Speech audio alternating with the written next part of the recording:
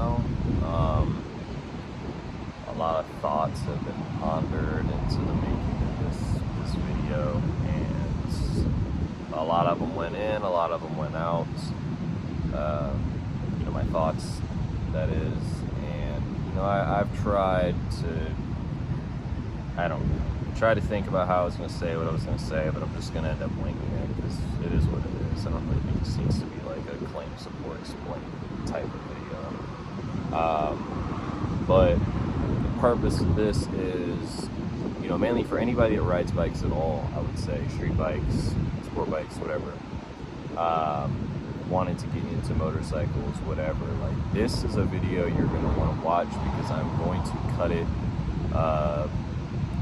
the most clear and dry there is, to the point, and what my experience has been, what universally a lot of our experience is going to be, because I felt like I have experienced a lot of different things within my riding journey that a lot of you could probably relate to, or once you start riding you would relate to. So I want to first start off by saying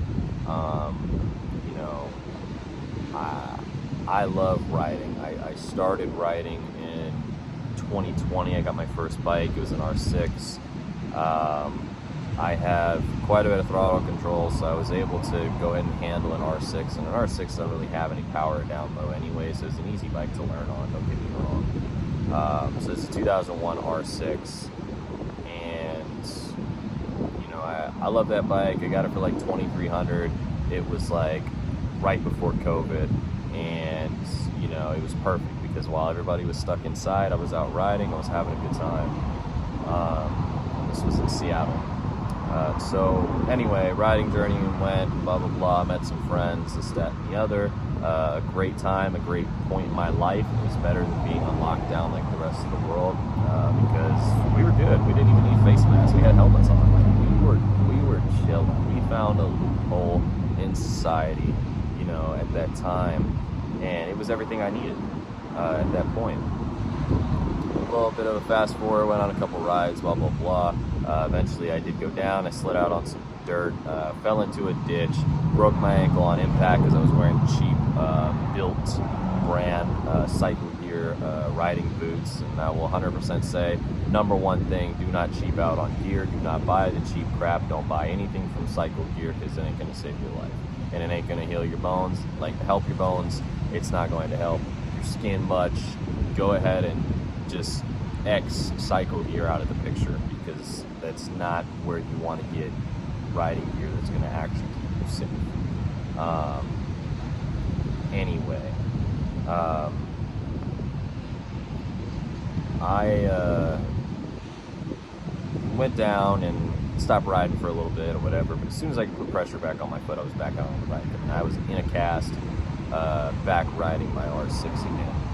And eventually it came to a point where I was wanting to sell the bike because I was going to make a big move across the country, yada yada yada. So I sold the bike, sold everything I had, came down to Florida. This is currently where I'm at. I've been in Florida now for about 3.5 years. So I had a bike, I had bought another bike a little bit after I got here. I would say like 8 months into being here. I bought a bike, and it was an 02 ZX6R, a clapper, a certified clapper. It needed a carb rebuild, and that was it. So I got that bike for $800 for the clean title. It was a great deal.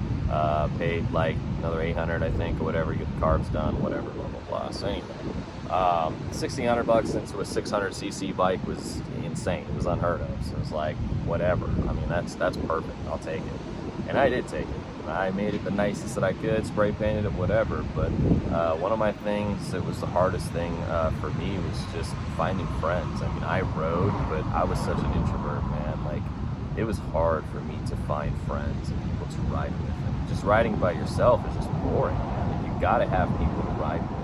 You can't just do it alone and be like, oh yeah, this is awesome. I mean, unless you're at a point in your life where you don't like to be around anybody at all, you're not going to enjoy motorcycle riding solo for very long. Everybody needs friends, and you need people who are going to ride and match kind of how you're riding. So eventually I decided one day, I said, screw it, I am going to get out of my shell, and I'm going to be a little bit more extroverted and get over this whole social anxiety thing. So I met some people at a gas station, and started riding with them for a little bit. I had got a Gixxer at some point in that time, which the most uncomfortable, slow, and stupid bike I ever had in my life. Whatever. It's like the Honda Civic of bikes. It was just not good. It was not good anyway. But I got the Gixxer, whatever, blah blah blah, and I was riding around for a little bit. I was starting to get a little bit better with my riding, my lean angle, things like that, and it was just very comfortable for me to just get a little bit more out of my shell versus like the 02 ZX6R. And if anybody ever rode a bike that old, it's just not the same. Like, they're just chunky and kind of heavy. So, I got on a little bit more nimble of a bike and was able to throw it around a little bit more and started playing around with it. But unfortunately, of the group of friends that I was riding with, one of them passed away, and we all ride, and everybody that rides either knows somebody that's passed on a bike, or knows somebody that knows somebody. I mean, we all kind of face that same thing every time we swing a leg over. We understand that we may not come home, but I don't think that really hit me until it actually happened to me. Well, happened to my friend, which affected me. Like, I had never experienced a loss like that before, and honestly, that did something to me. It changed a lot, because it was that turning point where it's like, do I want to keep riding, or do I want to just stop riding?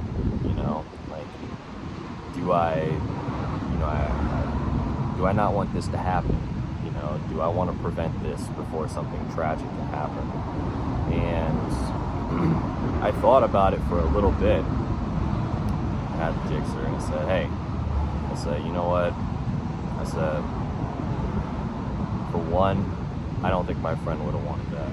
I don't think that he would have said, yeah, y'all better stop riding. I just didn't feel that feeling in me. I said, you know what? I said, it is now or never, and that moment had changed my riding journey, that point in my life, forever. I said, screw it, man. Life is short, dude. Life is short. And I, was looking for a different bike, and I said, look, I don't want to be confined to a bike that's going to limit me in any way.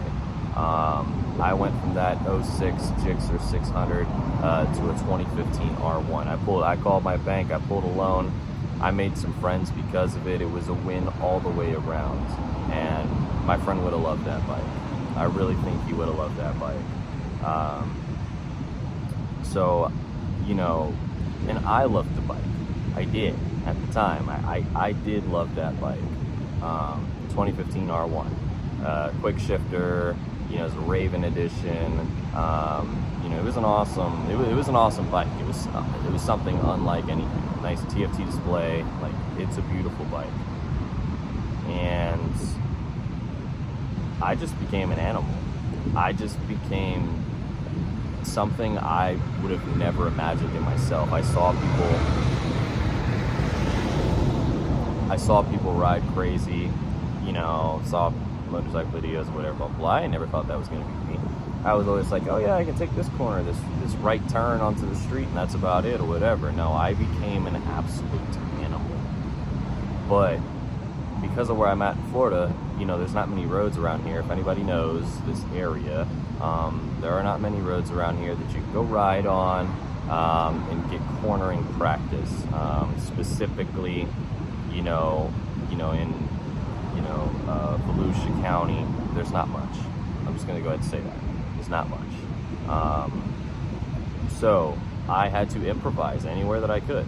I have a couple roads that I practiced on quite a bit, roads that I was more comfortable with, and I can guarantee you that, you know, if there was a lap timer back there on those roads, I'm sure I would have held the record, because I knew those roads so well, better than I would have ever known a track.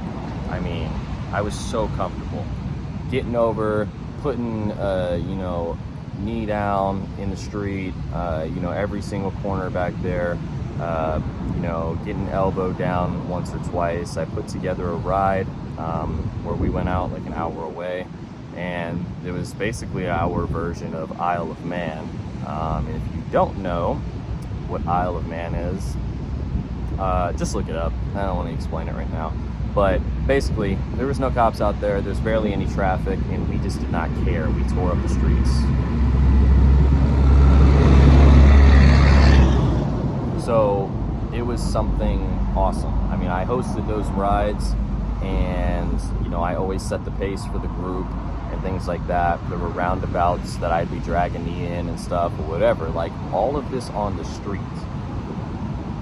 There was even roundabouts in neighborhoods that I would drag me in just to get more practice, just to lean over and really, you know, do the best I possibly could with what I had. Because, you know, if you're in this area, you know, like, there's only 2 tracks in Florida that you can go ride at. It's Miami or Jennings. So, you know, yeah, it's interesting. I don't like Jennings.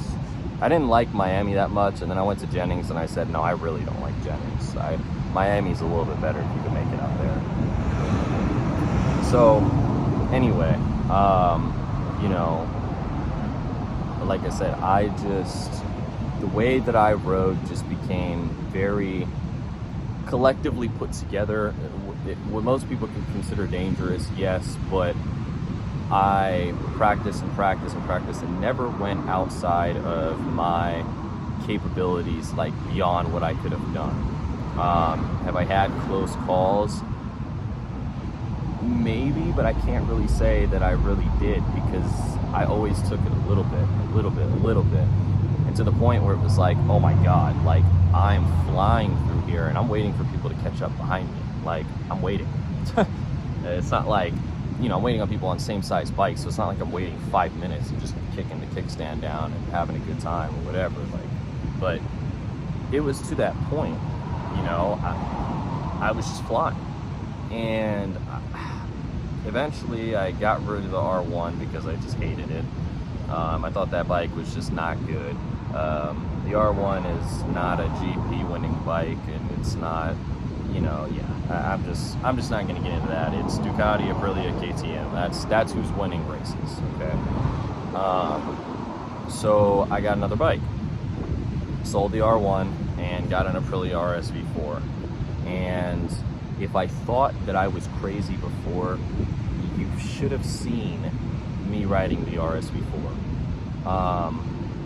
I have a video of myself dragging elbow, you know, on an on-ramp, you know, from the 95 to I-4 junction. Because, again, I had to improvise. I didn't have really anywhere else to go, because a track day is like, yeah, I'll get into that in a minute, but the track day is just not very accessible for everyone, and given the conditions and those things or whatever. You know, and some people are going to be in the comments, I know, oh, blah, blah, blah, that's so stupid, you're endangering people. Like, I don't care, save it. I don't care. I would never do it with somebody there. Every time I've done things like that, every time that we've went out, we've never endangered anyone. And any time I've ever went out, nobody's crashed with my ride. Nobody's crashed. So save that for the birds, because that's not at all where I'm getting at with this video. You know, on to the track days. A track day ticket can run you anywhere from $150 to $250. Okay, the ticket, is it affordable? Okay, it might be a little affordable. The other issue is getting your bike and yourself to the track. You know, trailer, blah, blah, blah, this, that, and the other. Is that still something that's possible? Okay, yes. You know, some might argue that might be possible. You know, food and lodging or whatever, well, depending on kind of what vehicle you're in, if you can sleep in your car and make it work, you can sleep in your car and make it work. But, you know, track days, you need to be there the day before. You need to have a full night's rest. You don't head there the morning of the track day super early and try and ride your heart out and come back. And unfortunately, that's what I did twice, and it was not good. Okay, I'm just going to go ahead and say that. So if you don't have the extra time to stay before and after, you're going to be, yeah, very fatigued and not having a great experience. But, you know, after you spend the gas and the time and the ticket, if you're going with people, that can affect your experience, depending on how that goes with them. And it doesn't always have to be a factor of your own. It could just be any outside factor that kind of takes away the experience from you when you're going with other people. But the way that I wanted to do things, I'm currently in Florida. I think personally that both tracks suck. That's just me. I want to get on an official racetrack. I don't want to be on no booth, you know, backyard track. I don't want to do that. So, and I don't mind paying for the ticket, but the problem is that where I'm at with my riding level, I need to be on the track because the only thing I want to do is get better. And I encourage you to check out the videos that I'm talking about of me riding and how I'm riding, because if you will see it, you will see that there's not really any room for improvement. We are, and I say we because my group, you know, any of you guys watching this, you guys are badass riders. You know, we all are. I don't know anyone that really does the things that we do in this area. Obviously, people in California, you know, riding the twisties or whatever, have ample opportunities. They have ample opportunities for that every day. So whatever, of course. But for us, where we are, dude, we are insane. Okay, I just want to say that.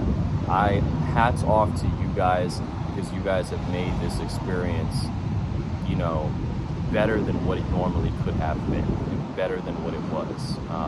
You know, the people that I ride with, man, you guys are awesome. But there's no getting better really than what we're doing. Anything better than that is just stupidity. That's endangering other people. That's you know, not really planning on coming home type of riding. You know what I mean? Like, we are controlled, we understand things, we're waiting our turns to make passes and this, that, and the other, but we're not splitting cars on a double yellow with oncoming traffic to go ahead and you know, have a, you know, quick service, or not quick, have a quicker lap time, say, if there was. There's just not much, there's not much room for improvement. I need, you know, last time I went to the track, I was on my street tires, and my tire gave out on me, to be honest. My tire gave out, okay? I felt that it was going to. I didn't listen to my bike, and I came, you know, out of the corner on the throttle, fishtailed out a little bit. I was like, whatever, screw it, I'm gonna send it. And then I go to hit the brake, and it instantly locks and fishtails, instantly, okay? So whatever, I stand the bike up or whatever, I try and ride it out or whatever, blah, blah, blah. And I go down because the runoff was very rutted. And so the runoff, I made it probably 15 feet in or whatever, so I made it in, and then all of a sudden, doof, into a divot. And I said, what the hell? I said, that's the reason why I went down, was because of that. I saved the bike from fishtailing. I controlled the brakes from locking up. You know, I made it safely onto the, you know, the runoff, but I went down because of the divot in the dirt. Are you serious? That to me just like did something to me. That just like irked my soul, because I was like, dude, There's no reason I had to go down for that. That right there is just called what's riding a booth track. Like I said, never again will I do that. Because I'm thinking about it right now, and I don't think in Miami that could have happened. I don't think in Miami that could have happened. Miami's not a booth track. I wanted something a little different than Miami. I would like some elevation change and things like that, with like what everyone else pretty much experiences. But anyway, you know, that's the reason why I went down. I think that changed a lot for me, and I want to say why that changes things for you, because on the street, I never had a fatality or a casualty or anything, right? Like, nothing ever happened. We all rode safe, okay? I was very comfortable on the street. I knew the limit, I knew the bike, I knew the road, I knew where the potholes were, I knew where everything was. It was fine. There's never a situation where I was like, oh man, I'm going too fast. Like, I knew these roads. But what happens if I'm at a track and I'm pushing myself? I'm going for lap times because, you know, I'm naturally competitive and this is just the way that I ride. And I have a mishap. And what happens if I skid the bike, or I high side, or whatever? I have I break my leg. Let's just say I high side, I flip, I hit my head, whatever, blah, blah, blah. My head's fine, I'm lightly concussed, but I break my leg. What do I do now? Is it that big of a deal? Is breaking your leg that big of a deal? No. In the racing world, whatever, you can recover from that, right? Sure, you can recover from that. Your body can recover from that. But what's going to happen to me? If I go to the racetrack and I fall and I break my leg, I'm going to be homeless because I am the only person that can come up with any income in my household to be able to keep a roof over my head. I'm going to miss out on work. So not only am I going to lose my place, I'm just not going to have money. I'm going to lose my car. I'm going to have damages to my bike, of course, and yada, yada, yada. Oh, and it doesn't stop there. So who's going to bring my bike back if I went to the track by myself? You're highly dependent to go to the track with other people, but guess what? I don't have other people I can just up and say, yes, go ahead, like, let's go to the track, you know? It would be vice versa. I'd have to help somebody else like this too. You know, if something happened, I'd have to be the one to say, okay, hey, I'll try and take both bikes back.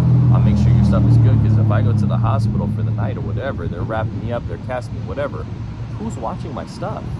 My car's just sitting there at the racetrack. My bike is just sitting there at the racetrack. My wallet, or whatever. You know what I mean? Like, all of my belongings, and nobody's there to take care of that. I am not in a situation where even I can call anybody and say, hey, I went down to the track, can you come drive X amount of hours to come pick my stuff up or whatever and drive it back? I don't even have that option. I don't have any family here. I don't have anything. And, you know, that's just here where I'm at. I couldn't imagine if I went to Barber. I couldn't imagine if I went to New Jersey Motorsports Park. I couldn't imagine if I went to another state. Because honestly, if you want to race and you want to do different tracks, that's the way you need to do it. Is you need to ride different tracks. You need to get noticed, and you got to get better. And you can't just ride one track and be like, oh dude, I'm a total badass. Because as soon as you hit a different track, you're gonna be like, I don't know what I'm doing. Especially when you're coming from Florida and there's no elevation change on any of these tracks. You are gonna be in for a nice surprise, you know, heading to, you know, a track with even the slightest bit of elevation. So I just can't justify, you know, just that being worth it. I can't see that being worth it. Am I scared to go down and get hurt? No. But do I want to suffer in all those other ways if something were to happen? And will something happen? Well, if I want to get better, I'm going to be pushing the absolute limits of that bike. I will say, I push the absolute limits of that bike. Now, Jennings, I'm upset about this part, but they don't have a timer. Like, you have to tell them that you want to set up your bike on a track timer. They don't have a lap timer, and I'm like, what kind of a motorcycle racetrack doesn't do lap times automatically? I can go to a go-kart place and go get lap times, but you're telling me I had to notify you in advance to go ahead and get my lap times? That kind of pissed me off. Like, I spent big money in comparison to a go-kart place, and I got better experience at a go-kart place than I did out of a motorcycle racetrack. That's just my opinion. If there's any other tracks like that or whatever that don't do lap times, you guys need to automatically install everybody for lap times. 100%. You got to know you're getting better in some way, shape, or form. You got to know you're getting better. Why do I go to a go-kart place? I can get lap times, but I go to a racetrack and I can't. It makes no sense. But anyway, that's just going to be the only way that I can progress and do what I want to do. The other end of this is that, you know, again, like I mentioned, I'm the only person in my household that can, you know, make any money. I'm the only person in my household at all. So that comes with challenges because I have to pay my rent, I have to pay my you know, my car payment, whatever, blah, blah, blah. You know, I run a business and this, that, and the other. There's expenses that come with that. So I have a lot on my plate. So what I need is a full-blown sponsor. That's what I need. I need to be out at a track someday. I need somebody to look at me and say, hey, this dude is a badass rider. We need to pick this guy up. I need a bike, I need suits, and I need track time, and I need somebody who believes in me more than I believe in myself, which is already pretty damn high, so that's going to be a little hard to find. That's what I need. If I can't get that, I can't race. I just can't do it. Nope, there is no winner at a track day. Nobody's a winner. You set the lap record, sure, you're going to be on the board. But there's no winner at a track day. I need to go through racing. I need to go do maybe the track days and see if there's scouts. There's some of those things that need to happen, but the risk is so much more penalizing than the reward is worth. Like, that's if the reward is that worth it. I'm not like here to toot my own horn and say like, you know, I'm gonna be the greatest GP racer of all time and I'm upset because I can't afford it, blah blah blah. Like, no. I will say that I barely ride, and you know, I definitely think that I was in the intermediate. I will say at Jennings, I was in the intermediate class, and I lapped people. Phone's going low percentage.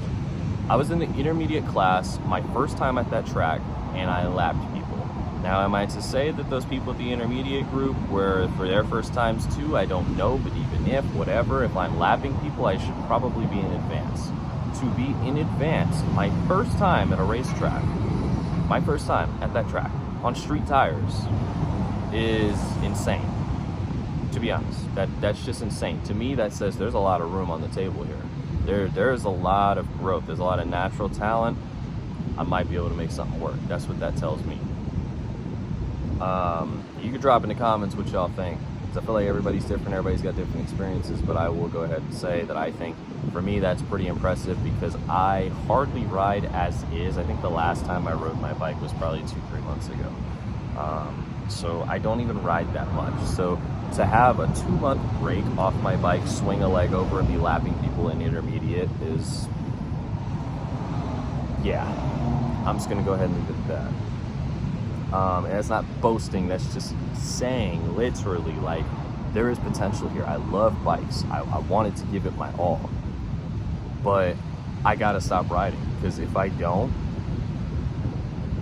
I'm gonna end up on a t-shirt for sure, and I don't want that. I want to get better. I want to keep riding, but I can't do it safely on the street, and the track day is just not justifiable if something happens. You know, I encourage people who want to get into bikes. Like, this is kind of like life or death, you know, simply put. It really is life or death. Anything could happen at any given moment. You're riding or whatever, whether you're riding for fun or whether you're riding for sport like I did. Anything could happen. And you have to ask yourself, is it worth it? Don't be getting into bikes because this is trendy and this, that, and the other, blah, blah, blah. If you want to get onto a bike and you have thoughts of racing and you have thoughts of this, that, and the other, I'm going to go ahead and say, I manage my business full time and I don't have enough money to race. I will never have enough money to race. So let me just go ahead and leave it at that. that kind of sucks for me. That hurts my soul. That's why I said I need a full-blown sponsor. If I can't get a full-blown sponsor, I'm just gonna have to kiss it goodbye. I'm not going to be able to do it. It's not gonna be worth the risk. Our track days fun, sure they are, but like I said, if you're anything like this in my situation, I don't have kids, I don't have a girlfriend, I don't have nothing. But even having nothing, I would lose everything. And I can't justify it. I can't see that being worth it, unfortunately. Yeah. So, food for thought. Like I said, anyone that's been here, anybody that I've ridden with, I know you guys have been waiting a long time for my explanation of this video and kind of what's been going on, and you know, why I'm not riding, why am I hanging it up, this, that, and the other. You know, here it is, and like I said, like, you guys are like definitely like family to me. I hope that maybe someday I can figure something out. Maybe this needs to simmer for a while, and I just need to get the whole like idea of racing and riding kind of crazy out of my mind. I might even need to try and hop on a different kind of bike to make sure I can't do that. But you know, with how it is that I've wanted, you know, to progress with my riding, you know, I just can't do it. I can't. I don't want to go out like that. I just have a bad feeling. And you know, as you guys know, you know, I ride with a little margin for error. You know, like, yeah, it's not great. So didn't intend for this video to be 32 minutes long, but appreciate you guys if you did stay till the end. And like I said, just food for thought. You know, I hope that anyone can gather anything of what I said from this video, put it together and apply it to them. You know, their riding, their lifestyle.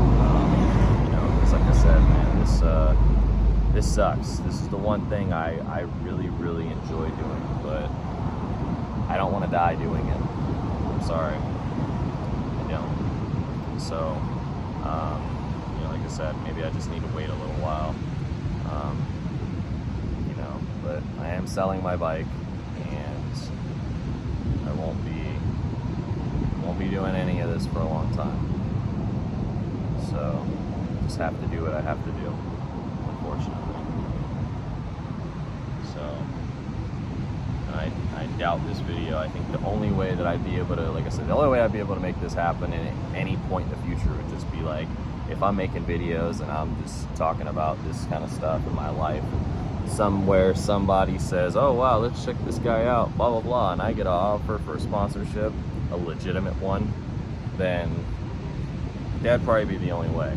Somebody said, hey, we saw your videos, we see what you're talking about, blah blah blah, we want to give you the opportunity, I would say, okay, cool, you know, alright, let's do it.